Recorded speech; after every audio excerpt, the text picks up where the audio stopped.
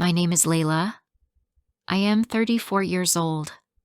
I work in a large company in the city. Every morning, I wake up early and take the train to work. I am not rich, but I always make sure my clothes are clean and ironed. I like to look neat and calm. People sometimes say I look beautiful, but I do not enjoy hearing that. I do not want attention. I only want peace, my work, and a simple life. My boss's name is Daniel. He is 42 and always looks serious. He wears expensive suits and walks fast, as if the world depends on him. He does not smile often, but when he does, it feels personal. At first I thought it was nothing. But then Daniel started visiting my desk every day. He would ask about small things, my reports, my deadlines, but I felt something else in the way he looked at me. It made me uneasy. I did not want problems at work. My job meant security. I needed it. One afternoon, Daniel stood beside my desk and said quietly, "Layla, you work harder than most people here. You deserve more than this." I thanked him, but his words stayed in my mind all night. What did he mean by more than this? The next week, he called me to his office. My heart was beating fast. I thought I had made a mistake. But when I sat down, Daniel smiled and said, "I want to discuss your salary." For a moment, I felt hope. Maybe he really wanted to reward my hard work. He continued, "You are one of the best employees we have. I think it is time we talk about a raise, maybe over dinner." I froze. Dinner? With my boss? I did not know what to say. I did not want to sound ungrateful, so I said yes. That evening, I went to the restaurant he had chosen, by the sea, full of lights and soft music. Daniel was already there. He wasn't wearing his usual suit, only a white shirt. "You look beautiful, Layla," he said as I sat down. His voice was warm, almost too kind. We talked about work at first, but then the conversation changed. He spoke about his long hours, his loneliness, his dreams. He said I was different. I felt strange, important, maybe. He reached for my hand. I knew it was wrong, but I did not move away. After dinner, Daniel suggested we go to his apartment to continue talking. I hesitated, but again, I said yes. That night, I made the biggest mistake of my life. When I woke up the next morning in his apartment, Daniel smiled and said, "Don't worry. I'll take care of you." Those words should have felt comforting.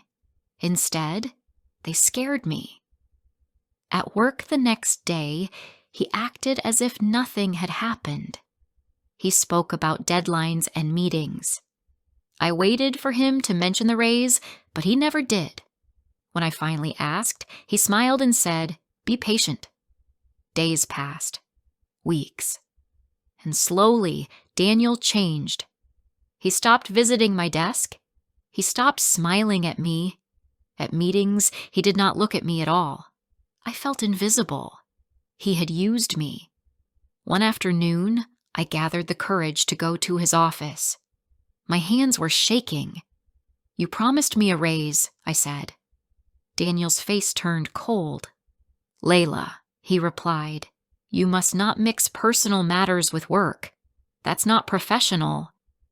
His voice was like ice. I wanted to scream.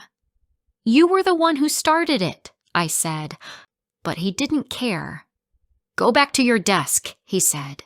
"This conversation is over." My heart broke.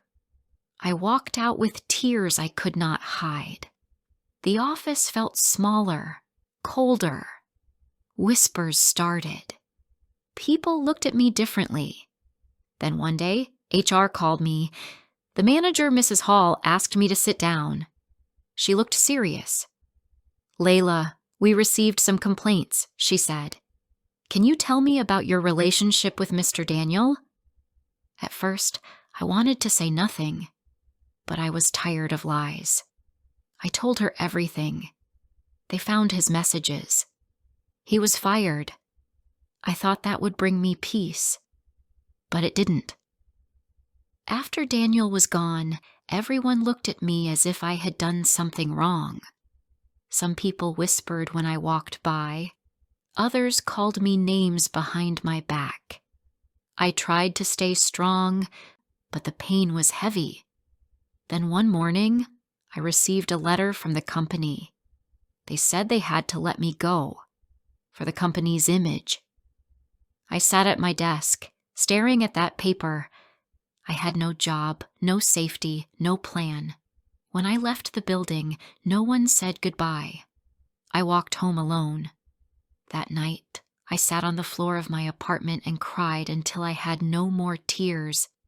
I hated Daniel for lying to me, but I also hated myself for believing him, for being so weak. Weeks passed. I sent my CV to many companies. Every day felt harder. But then, one afternoon, I got a call. A small company wanted to meet me. Their manager, Mr. Cooper, was calm and kind. He talked only about work. No strange looks. No false promises. I got the job. This time, I worked harder than ever, but for myself, not for anyone's approval.